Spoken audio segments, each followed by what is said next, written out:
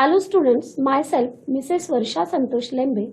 I am teaching in Deccan Education Society's Ramanbagh Junior College, Pune. Students, in the previous session, you have learnt about the IUPAC nomenclature of coordination compound. So today we are going to discuss about the concept of effective atomic number, then stability of coordination complexes and postulates of valence bond theory. Let's see the PowerPoint presentation. Effective atomic number. Effective atomic number is nothing but the number of electrons around the central metal ion present in a complex. See this example, CuNH342 plus ion. In this complex ion, copper is the central metal ion. This effective atomic number is nothing but number of electrons which is present around this central metal ion, that is a copper. Now, see the EAN rule. EAN rule, it states that this central metal ion, it continues to accept the electron pair from the ligand till it attains the electronic configuration of the next noble gas. Now students, all of you know that in a coordination compound there is a central metal atom or ion and which is surrounded by the ligand. Now during the formation, in between the metal atom and the ligand there is a coordinate bond, and this coordinate bond is formed of how this ligand donates its electron pair to the central metal ion. Okay, so this central metal ion, it continues to accept the electron pair from the ligand. Each ligand has lone pair of electron. It will given to the central metal ion. It accepts the electronic configuration of the next noble gas. Means suppose in this example, copper, its atomic number, you know, it's a 29. Number of electrons present, copper is in oxidation state +2. Number of electrons present on Cu2 plus is whatever. Then there are 4 amine ligand. Each ligand donates its electron pair to the central metal ion.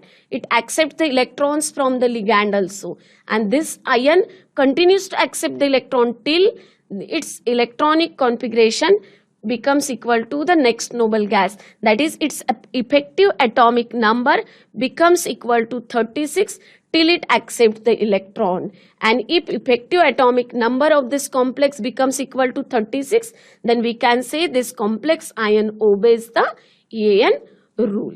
Okay, now see how to calculate the effective atomic number. As I told you in the previous slide, this effective atomic number is nothing but the number of electrons around the central metal ion. Means here this number of electrons of the central metal ion plus total number of electrons donated by the ligand. When we add both this, then we will get the effective atomic number. Now number of electrons on metal ion, how to calculate it? Let me consider here one example when Na is get converted to Na plus. Can you tell me, when Na is get converted to Na plus, there is a loss of 1 electron takes place. Suppose we have to calculate the number of electrons present on Na plus. How we calculate it?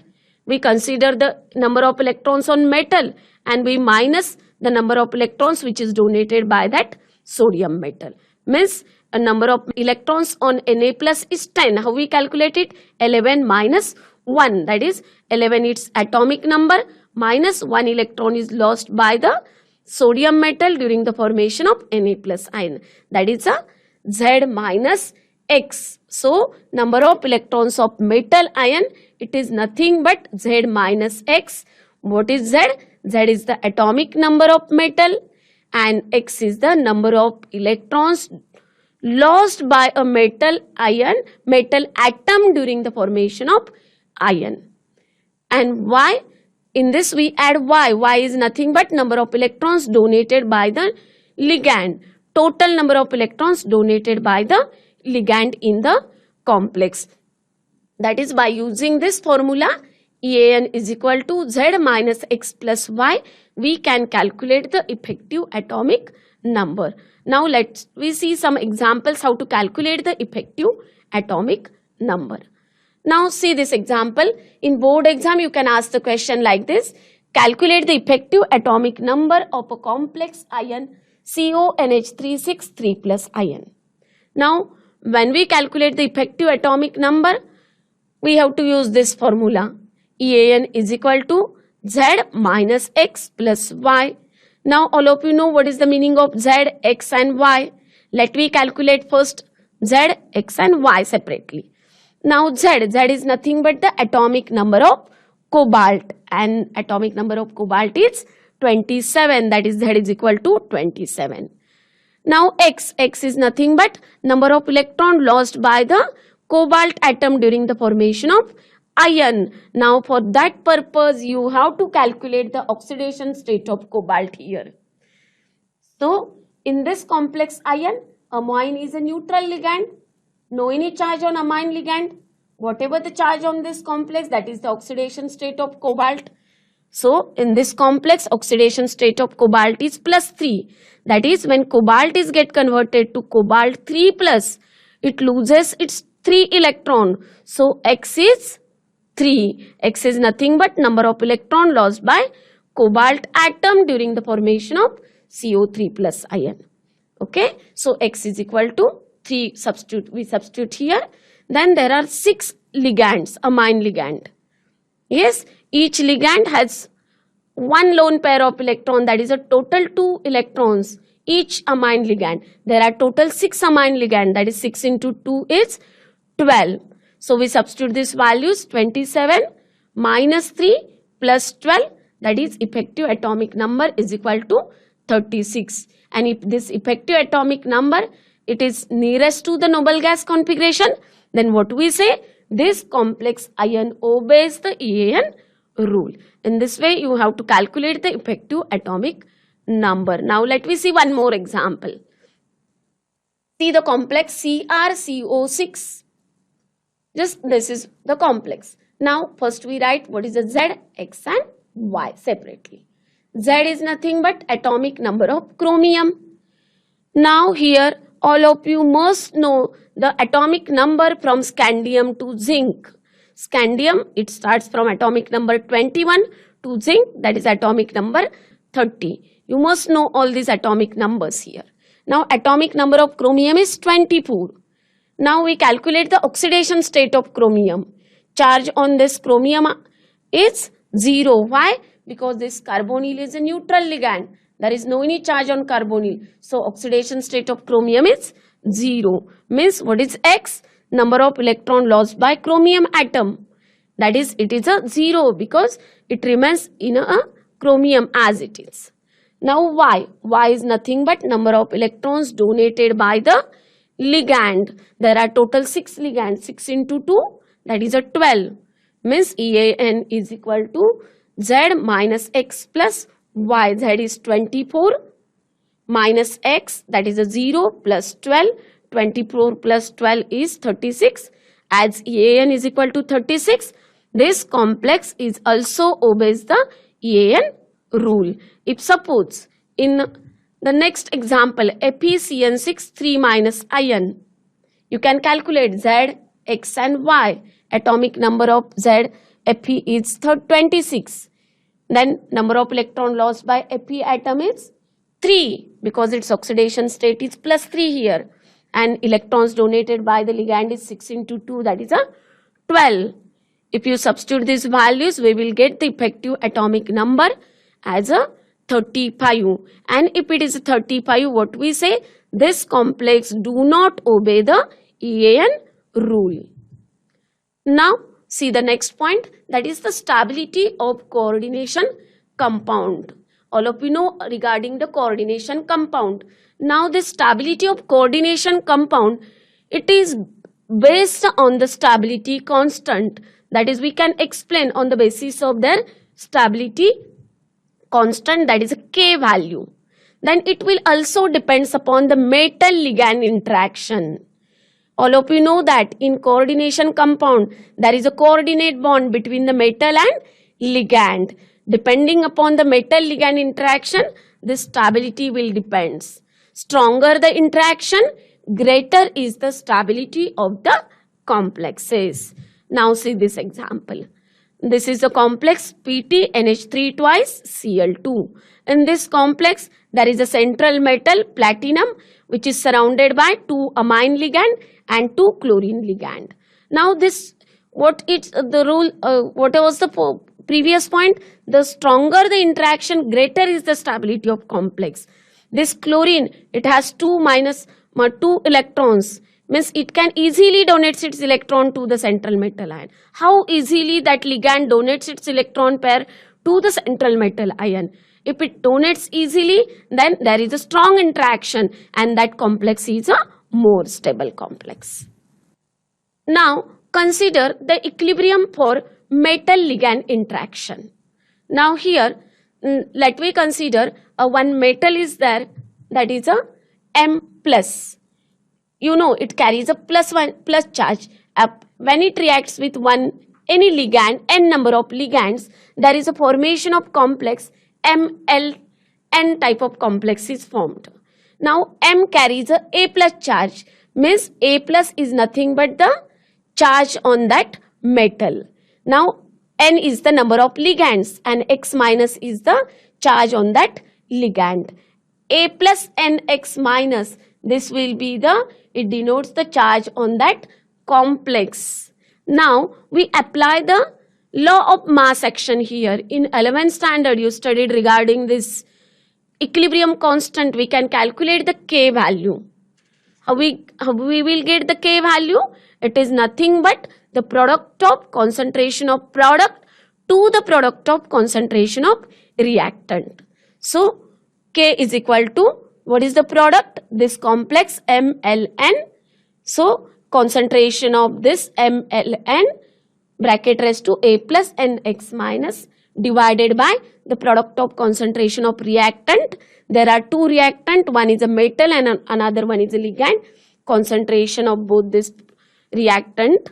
Now if we know the values of concentration of reactant and product, we will get the value of K. Now depending upon the value of K, we can explain the stability of that complex. Higher the value of K, then larger is the thermodynamic stability of that complex.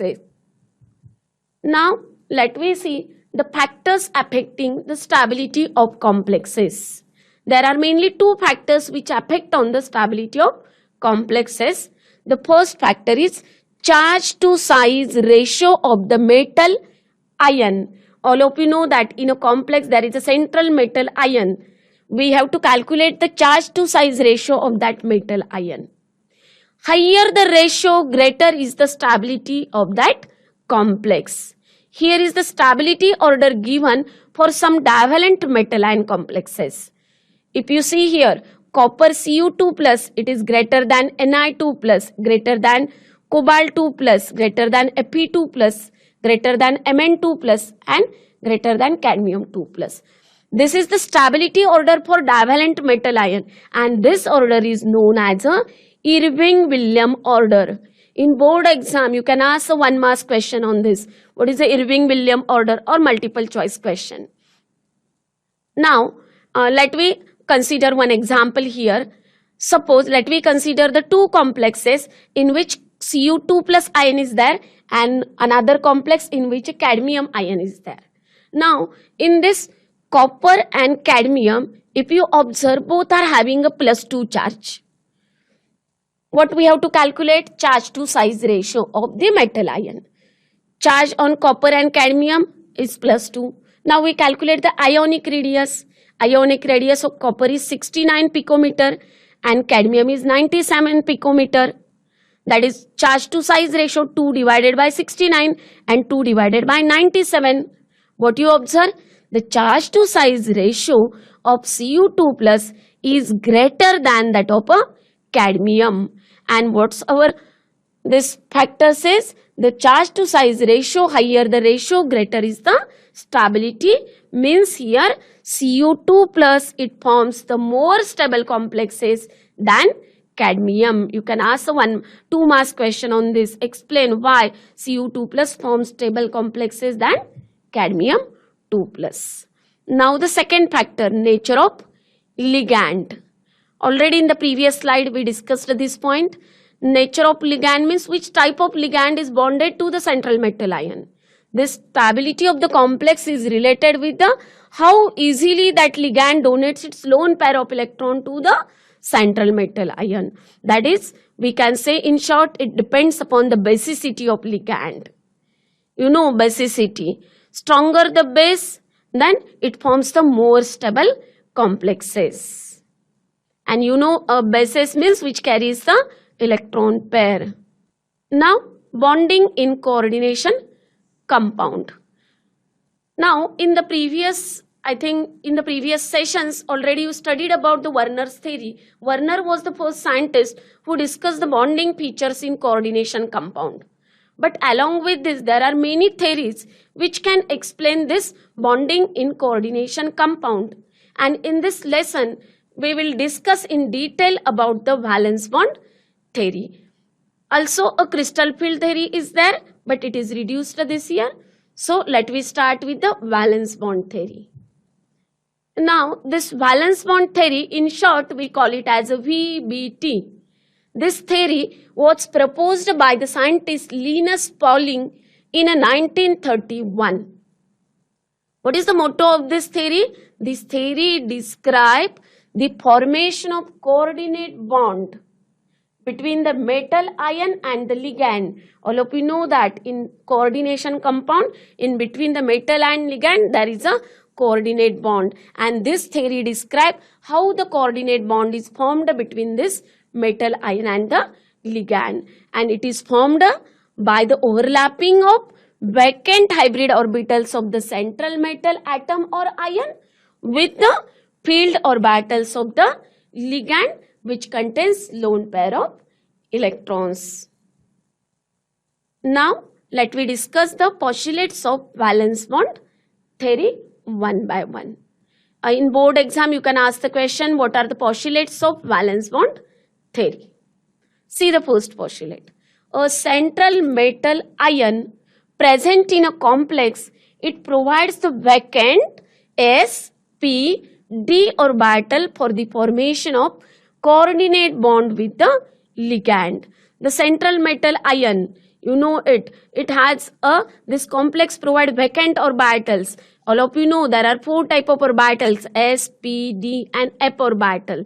This central metal ion, it provides vacant s, p and d orbital for the formation of bond with the ligand. In these postulates we discuss how the coordinate bond is formed between the metal ion and the ligand. So first is we have to provide vacant orbitals for the formation of bond with the ligand. Now in the second postulate, we have to see how many vacant orbitals we have to provide. The number of vacant orbitals provided, it is equal to the coordination number of metal, that is the number of ligand. In a complex, we have to see how many ligands are there, or what is the coordination number of that complex. If you see this example, in a CuNH3,4 SO4, in this complex ion, there are 4 amine ligand, or we can say coordination number of this complex is a 4. Already you studied the coordination number concept. You know what is the term coordination number. Now here this Cu2 plus, it provides 4 vacant orbitals we need it here. Why? Because coordination number is 4. Now see the third postulates. Now these vacant orbitals, whatever the formed, it will undergo hybridization. You know what is the hybridization. In 11th standard you studied the concept of hybridization.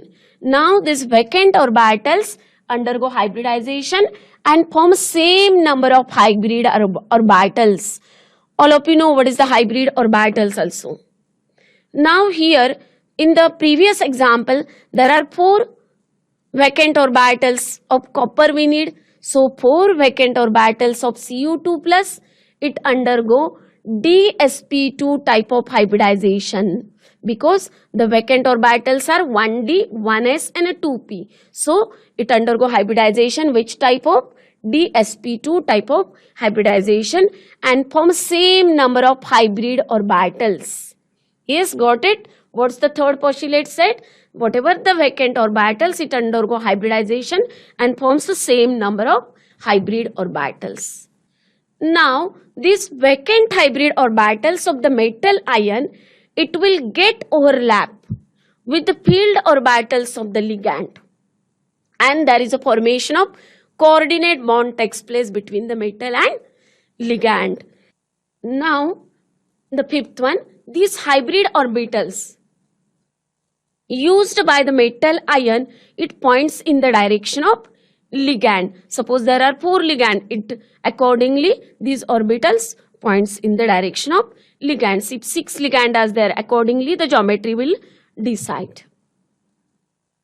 Now the geometrical shape of the complex ion, it will depends upon the type of hybridization of metal orbital. This is very important.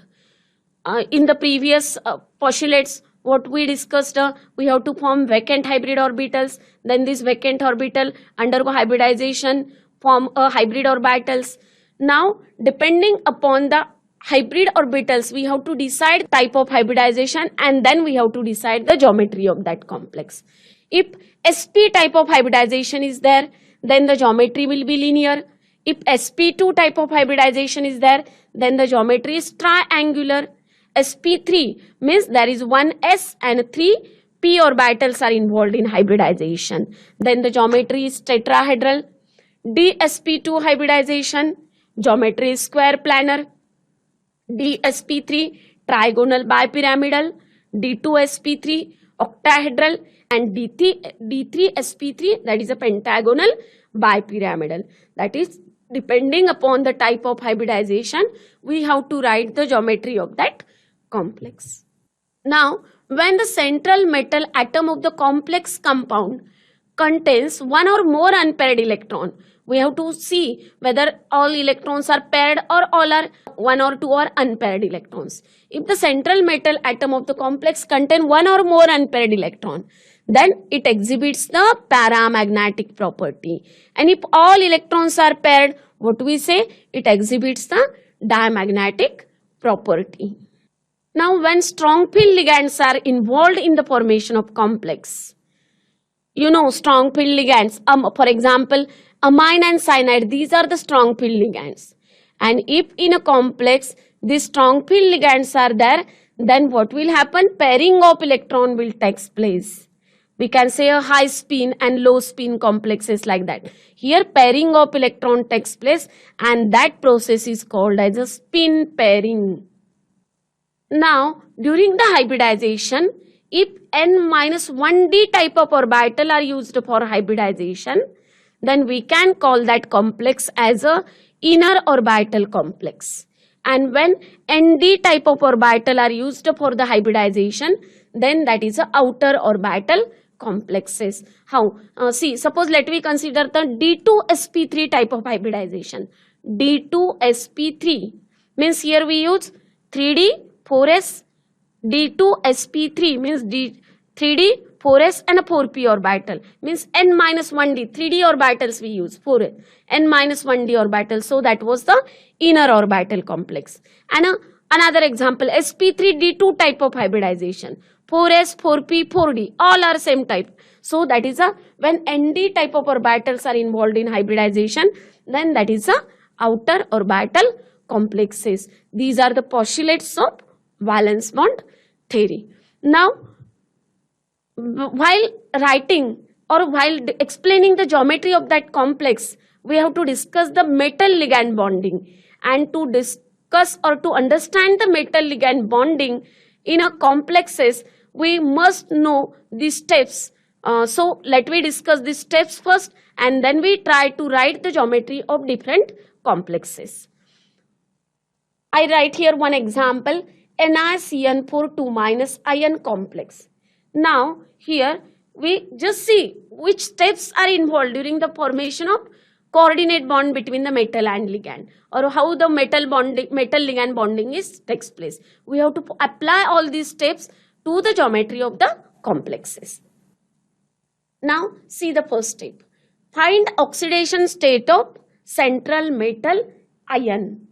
See what is the complex given to you. In board exam, what you ask, explain the geometry of NiCN4 2- ion complex on the basis of VBT. No need to write these steps, but you must know these steps. Then we write the geometry clearly. Okay, so what is the step we follow here? First, we have to find out the oxidation state of central metal ion. If you observe here, central metal ion is nickel. So, find out the oxidation state of nickel. That is the first step. Then second step, write the valence shell electronic configuration of metal ion. Valence shell electronic configuration of metal ion means the electronic configuration of the last shell. Valence shell, all of you know what is the meaning of valence shell. Write down the, means suppose nickel is there, write down the argon core and then write down its electronic configuration, whatever is there. Now see the third step, find whether the complex is a low spin complex or a high spin complex. This step is very important. We have to find whether that complex is a low spin or high spin complex. It will totally depends upon the type of ligand, whether that ligand is a weak field ligand or strong field ligand. If strong field ligand is there, then the pairing of electron will take place, means we can say a low spin complex accordingly. Okay, so we have to identify whether this complex is a low spin or high spin complex. Then next one is from the number of ligand, find the number of metal ion orbitals required for bonding. Already in postulates we discussed these points. Yes, from the number of ligand means in this complex we have to see how many ligands are there. Means suppose in this above example, suppose there are 4 ligands are there, means number of metal ion orbitals we require how much? 4. That is the coordination number. So from the number of ligand we have to find out the number of metal ion orbitals required for bonding. Orbitals means s, p, d orbitals. Here we need the 4 orbitals. Now the next step, find the orbitals of metal ion available for hybridization and the type of hybridization involved. Means what we have to see, suppose 4 orbitals are available for hybridization, then we have to find which these 4 orbitals, whether it is s, p or a d orbital. Suppose only 4 orbitals are there, but that is of a 1s and a 3p orbitals, then the type of hybridization is a sp3 hybridization. Suppose the vacant hybrid orbitals are d, 1s, 1d, 1s and a 2p, dsp2 type of hybridization. That is, we have to find the orbitals of metal ion available and then we have to write the type of hybridization. Now after this, next step is write the electronic configuration after hybridization. After hybridization, write down the electronic configuration, show filling of electrons in the square. All of you know how to represent the electrons. S orbital, only single orbital is there in this way. Now the 7th, show filling of orbitals octal complex formation. Fill that electrons in orbitals.